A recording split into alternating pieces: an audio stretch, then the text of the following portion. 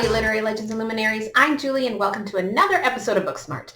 Today's book is a memoir called My Good Bright Wolf by Sarah Moss.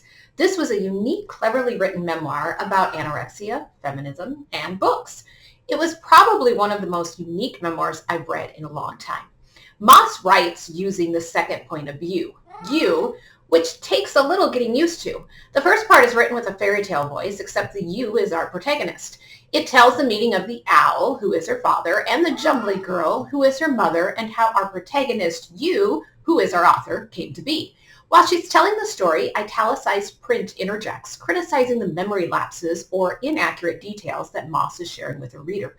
It scolds her for her ungratefulness, for her privileged childhood. It reminded me of Sheila's inner voice on Physical. If you've seen it, you know exactly what I mean. It was a captivating style of writing that at first was a bit difficult to adapt to, but then once you get into the rhythm and flow of the writing, you don't want to put the book down. Let me read you a part so that you can see for yourself what I mean in terms of her writing style. You were born there in Glasgow. To the owl and the Jumbly Girl, you look like the Wicked Witch with your dark hair and big nose. You were like her from the beginning. A man can cross oceans and change his name and renounce his faith, but he cannot stop his daughter being like his mother. Women are all the same. Mothers are shapeshifters, poltergeists. You can't escape them, even when they die. Speculation, all this, or opinion anyway. Interpretation, one could say. Plainly, probably.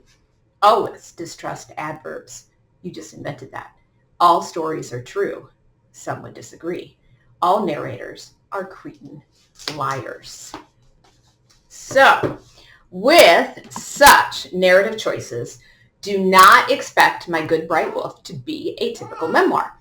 Do not expect to have an arcing storyline that clearly depicts how one thing led to another. For instance, when Moss writes about her food concerns, how the owl lectured her for eating and how he didn't want her to end up fat like the Jumbly Girl, it's only until we're further along in the story that we realize Moss was never fat. When she's weighed at the doctor and her weight is fine in line with her height, only then do we realize that she was never even a chubby child or anything like that. This does affect how the reader experiences the book. I don't want to declare that such narrative choices create a bad reading experience or a good one. That's for the individual reader to decide for themselves. But sometimes I found myself wanting more clarity in the moment, although I appreciated her narrative choices in not being straightforward. So here's a part later in the book when a friend spells it out for Moss and the reader about this issue of weight. And she says, "You're writing about anorexia," your friend says. "It's really fucking disturbing." "Good," you say. Eating disorders are really fucking disturbing." Then she proves your point by adding that what worries her most about an essay you published is that you didn't explain that you were slim when you first decided to lose weight, that people might think you'd needed the intermittent fasting that roused your half-sleeping dogs. As though the madness lay in behaving like a fat person when you weren't fat rather than in the way fat people are expected to behave, as if self-starvation is fine as long as the scale shows a big number. Nobody needs to fast, you say. Hunger drives everybody mad. There are reasons why many of us might want to lose weight, mostly to do with the social consequences of not being thin, but nobody must. It's not a moral issue. It's not the law. So, one of the reasons I bought My Good Bright Wolf is because I am in the process of writing about my own disordered eating, what beauty means, how perfectionism correlates with all of it, and how my perceived invisibility growing up played a part. The book jacket for My Good Bright Wolf lists quite a few topics Moss covers in her short memoir, and I was intrigued by how those would all develop, since I found many of her ideas to parallel my own. She's only a couple years older than I am, so even though she's from Europe, I figured many of her themes would appeal to me. And they did. One area she wrote about later in the book dealt with taking up space, how women should remain quiet and demure. In reference to Mary Wollstonecraft, Moss wrote, "She took up space and she paid for it." While it may not mean literally taking up space, one can take it literally when we talk about weight and fatness and thinness. It's bad to take up more space than society has granted you, plain and simple. I wrote a lot about taking up space and how the smaller you are, the better. And that's only partly literally speaking, because the idea of smallness translates over to other aspects of our existence. Moss compares weight and race, how society has decided upon a certain set of standards. She wrote this, that nice people didn't mention skin color, that it was rude to notice paler and darker skin, but necessary to judge larger and smaller bodies, as if one form of supremacy could be separated from another. Well stated. How fat shaming is a publicly sanctioned pastime even today, while we simultaneously speak of body positivity and inclusivity. For me, Moss's main plot line deals with her anorexia, and she became deathly ill to not eating.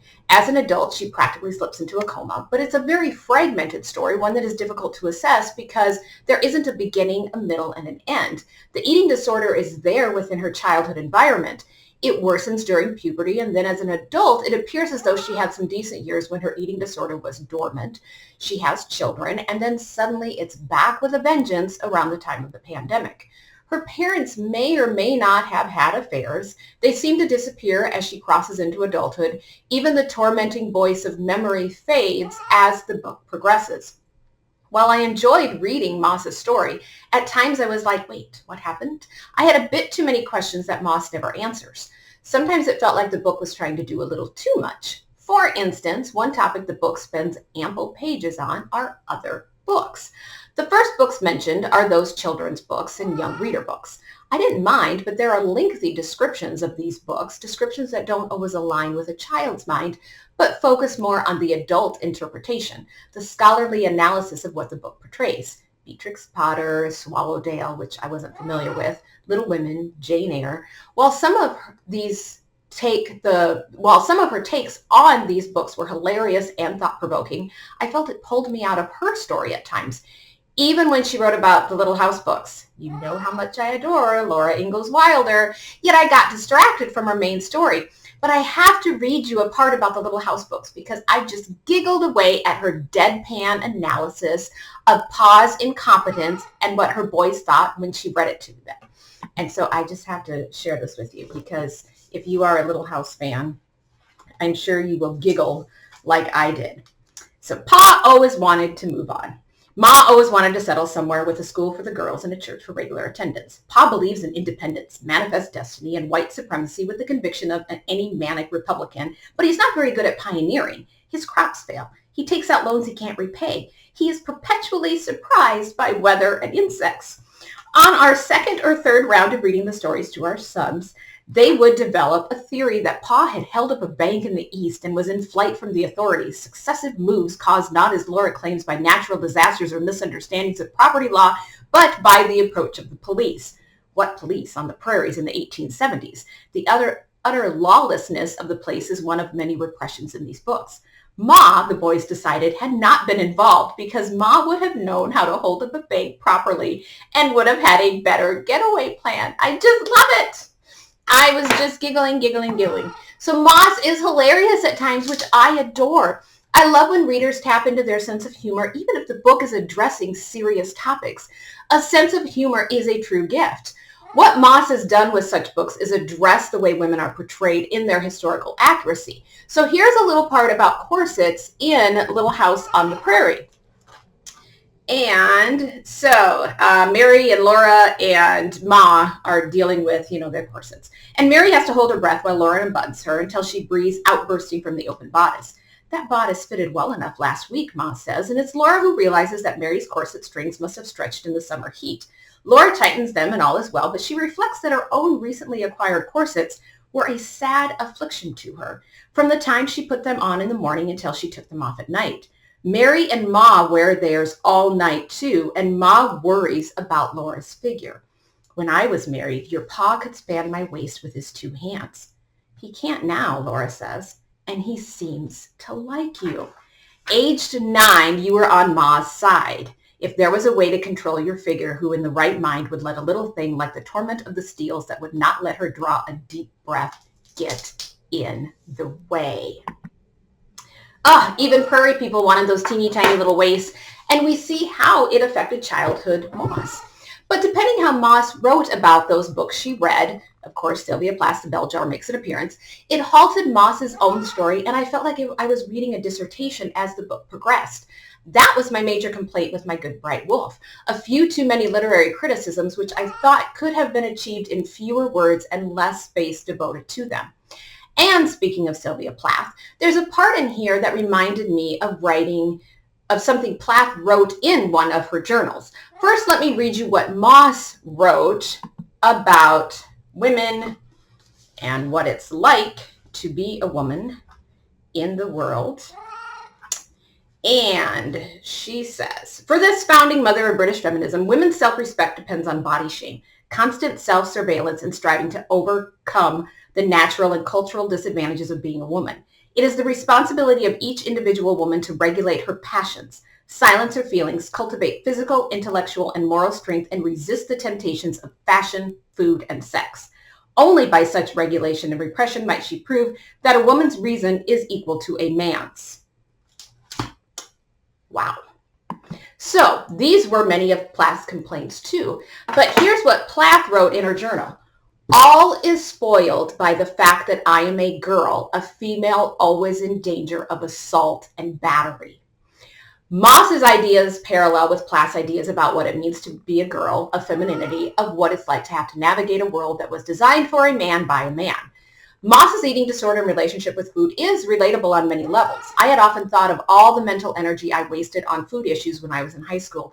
And Moss sums this up nicely when she writes, it's obvious to you now, and was then, that social justice and liberation do not begin or end with the comfort of wealthy white girls. And wealthy white girls can't think about social justice or liberation while they are starving. Whoever you are, whatever privilege you hold, self-destruction makes you useless. Wolf was the first person to make you wonder what other uses you might find for the energies you'd spent on 8 years of self-starvation and how those energies might change the world rather than your body. Perfectly stated. I think this is true for anyone who suffers with food noise. What else could we all be doing if food wasn't taking up so much of our thoughts and mental energy? Moss writes candidly about how the mind and the body don't always see eye to eye, yet our minds are sometimes at the mercy of our bodies, or maybe it's the other way around. And finally, you might be asking what the significance of the title is. Who or what is the Good Bright Wolf, a symbol that works well into her fairy tale writing style? I viewed the wolf as her protector, her strength, her common sense. Especially in her childhood chapters, the wolf appears as its own entity at times, kind of outside herself. Yet I think as she ages, the wolf is her own strength from within, not an outside entity. Moss's journey is overall beautifully told. If you struggle with eating disorders, I would definitely read My Good Bright Wolf. But beware, this is not a self-help book, which Moss states at the end. She states, I am interested in reading and writing as art, not therapy. I not only love the way she stated that, but also this idea that memoir writing can be an art first and foremost, not therapeutic. It's not even a memoir in the traditional sense, but for me, that's what made it so engaging. It didn't read like all the other memoirs I've read on eating disorders. It didn't tell a straightforward story with suspected causes and effects and subsequent recoveries. But the book is about more than eating disorders. If you are interested in feminist issues, you must read My Good Bright Wolf. If you are interested in reading funny yet profound literary criticism, Moss delivers on those as well. If you are interested in the art of memoir writing, you have to read My Good Bright Wolf.